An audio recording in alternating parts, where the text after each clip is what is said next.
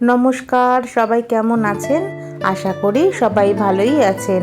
আমরা আবার চলে এসেছি আমাদের আগমনীর একটা নতুন দিনের গল্প নিয়ে। আজ তো শিশু দিবস, তাই জন্য আজকে একটা বাচ্চাদের পছন্দের রেসিপি ভাবলাম ব্রেকফাস্টে সবাই খাবো। যদিও এটা বাচ্চা বড় সবারই খুব পছন্দের, বিশেষ করে আমাদের ঘরে এটা খুবই পছন্দ করে প্রসেনজিৎ, আর শীতকালে তো খুবই ভালো লাগে। আজকে বানাচ্ছি হচ্ছে এগ স্যান্ডউইচ। কিন্তু দুঃখের বিষয় কি বলুন তো, আমার ঘরের শিশুটি না এখন ওই এগ স্যান্ডউইচ খেয়ে উঠতে পারবে না। যাই হোক, স্যান্ডউইচের পুরটা তো বেশ হেলদি করেই বানাচ্ছি, এটা কিন্তু গুগল খেতেই পারবে। যে কোনো 1 বছরের ওপরে যে বাচ্চারা সবাই এটা খেতে পারবে। প্রথমে কড়াইটা গরম হয়ে গেছে, তার মধ্যে দিয়ে দিয়েছি অল্প পরিমাণে বাটার। সেই বাটারটা যখন মেল্ট হয়ে গেল, এর মধ্যে দিয়ে দিলাম কুচিয়ে রাখা পেঁয়াজগুলো কিন্তু একটু মোটা মোটা করে কেটেছি, তাহলে কিন্তু পেঁয়াজটা ক্রাঞ্চি থাকবে আর মুখেও পড়বে, খেতেও ভালো লাগবে। আর পেঁয়াজটা না যদি খুব বেশি ঝিঝি করে কাটতাম তাহলে কিন্তু বেরেস্তার মতো হয়ে যেত, তখন কিন্তু এরকম ক্রাঞ্চি ব্যাপারটা থাকতো না আর অতটা ভালো লাগতো না। এই জন্যই এই ব্যবস্থা।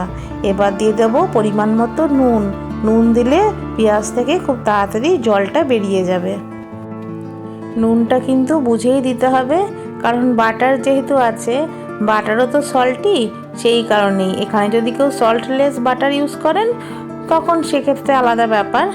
এবার দিয়ে দেবো বয়েলড পটেটোগুলো, একটু আমি গ্রেটারে গ্রেট করেই দিচ্ছি, তাহলে কি হবে বলুন তো, বেশ ভালো লাগে।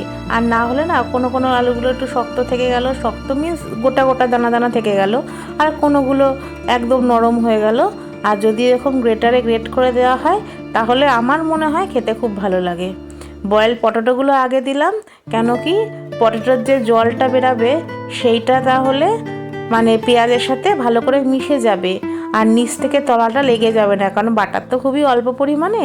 আর ডিমটা তো শুকনো হয়, ডিমটা যদি আগে দিই না তাহলে অনেক সময় পোড়া লেগে যাওয়ার চান্স থাকে এই গ্রেট করার প্রসেস চলতে চলতে। তাই জন্য আগে সেদ্ধ আলুগুলো দিতে হবে, আর তারপরে দিতে হবে সেদ্ধ করে রাখা ডিমটা।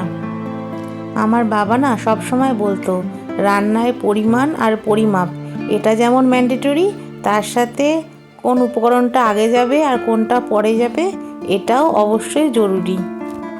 এই যে আমি এতক্ষণ ধরে গ্রেট করছি না, যদি আগে ডিমটা গ্রেট করতাম তাহলে কি হতো, ডিম থেকে তো অত পরিমাণ জল ছাড়তোই না, তখন কি হতো তলা লেগে যেত।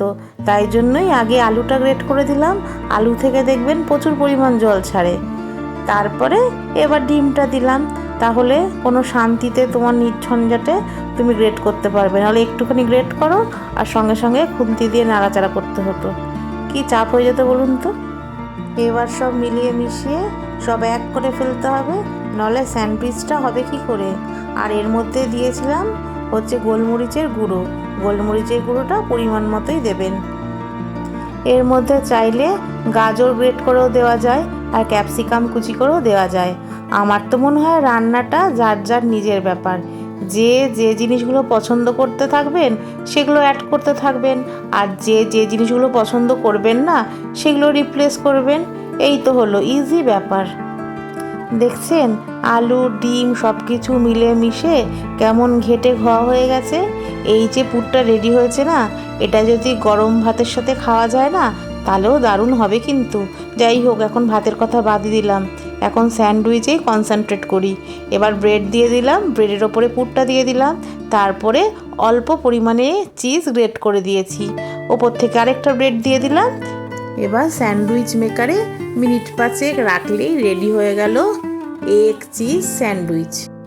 ও আরেকটা কথা, আমি কিন্তু ব্রেডে আর এক্সট্রা করে বাটার লাগাইনি, বেশি বাটারিং না করাই ভালো, কি বলেন বন্ধু? আর স্যান্ডউইচটা মাঝখান থেকে দুভাগ করে দিলাম, তাহলে খেতেও সুবিধা হবে। প্রসেনজিৎ আজকে রেডি হয়ে লুকিয়ে লুকিয়ে অফিস গেছে, কিন্তু কিছুক্ষণ পরে যখন গুগল জানতে পেরেছে যে তার বাবা রেডি হয়ে লুকিয়ে লুকিয়ে অফিস চলে গেছে, কি পরিত্রাহী কান্না। তারপরে নিচ থেকে নিয়ে গাড়ি নিয়ে গিয়ে ঘুরিয়ে ঠুরিয়ে নিয়ে আসলাম। এখন স্নান টান করে রেডি হয়ে বসে আছেন উনি, এখন ওনাকে ভাত খাওয়াবো। দেখুন আমার ট্রাইপডটা নিয়ে আজকে শেষ দিন হবে কিনা সেটা নিজেও বুঝতে পারছি না। যাই হোক, দুদিন ভিডিও যদি না আসে তাহলে ভাববেন এই ট্রাইপডটা গুগল যা তা করেই দিয়েছে, সেই জন্য আর ভিডিও আসছে না। আজ তাহলে আসি বন্ধু, আবার আসবো নতুন দিনের একটা গল্প নিয়ে। আজকের গল্পটা যদি ভালো লাগে তাহলে অবশ্যই একটা লাইক, শেয়ার আর কমেন্ট করে দেবেন। দেখছেন কেমন সেলফ সার্ভিস, টপ করে বিছনা থেকে সব করে নেমে বোতলটা নিয়ে জল খেতে শুরু করে দিল। সারাদিন এই জলের বোতলটা যদি ঝুলিয়ে দেওয়া হয় না, আর কিছু খেতে দিতে হবে না, শুধু জলের উপরেই চলে যাবে। এবার মেয়েকে খাওয়াবো। ভালো থাকবেন, সুস্থ থাকবেন, আনন্দে থাকবেন, আর আমাদের এই নতুন পথ চলায় আমাদের পাশে থাকবেন।